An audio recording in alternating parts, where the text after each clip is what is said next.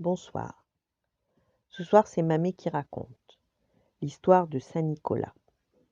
Il était une fois 3 amis partis se promener à travers les champs. Occupés à jouer avec des épis de blé, ils s'éloignèrent du sentier et finirent par se perdre. Une fois, le soir venu, ils se rendirent compte qu'ils étaient incapables de retrouver le chemin de leur maison. Ils errèrent donc jusqu'à l'orée de la forêt, où ils aperçurent une chaumière dont les lumières étaient allumées. Le plus jeune des garçons frappa à la porte. Un homme à l'épaisse barbe grise vint leur ouvrir. Il portait des vêtements sombres et de hautes bottes de cuir. « Nous nous sommes perdus, » expliqua l'enfant. « Auriez-vous quelque chose à manger ?» L'homme toisa les 3 garçons de la tête aux pieds et d'un geste les invita à entrer. Mais dès que la porte fut refermée, l'homme qui était boucher afficha un large sourire, puis sans un mot se jeta sur eux. Il les attrapa et les tua sur le champ. Il les découpa ensuite en petits morceaux qu'il plaça dans un baquet de sel. « Et voilà, un bon petit salé à manger dans quelque temps, » se réjouit le boucher, heureux de cette visite inopinée.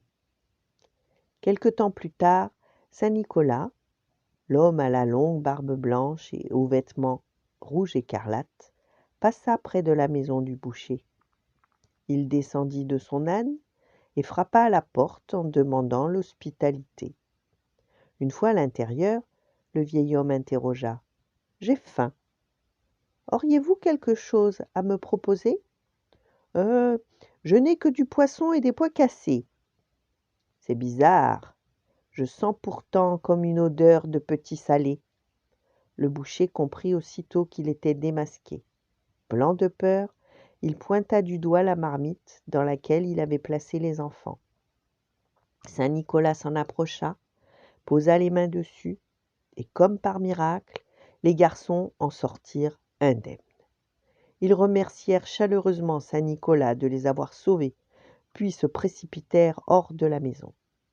Les 3 petits garçons ne revirent Saint-Nicolas que le 6 décembre suivant, quand celui-ci, comme chaque année, apporte du pain d'épices, des fruits secs et des bonbons aux enfants de la région. Mais cette fois, il était venu accompagné. En effet, pour punir le boucher, Saint-Nicolas en avait fait de lui le père Fouettard. Ainsi, quand les enfants se sont mal comportés, le boucher leur donne, à la place des friandises, des oignons, des pommes de terre ou du charbon. Parfois même, il les frappe avec son fouet. Alors, un petit conseil, si tu ne veux pas rencontrer le père Fouettard, sois bien sage toute l'année. Voilà, bonne nuit, faites de beaux rêves et à demain.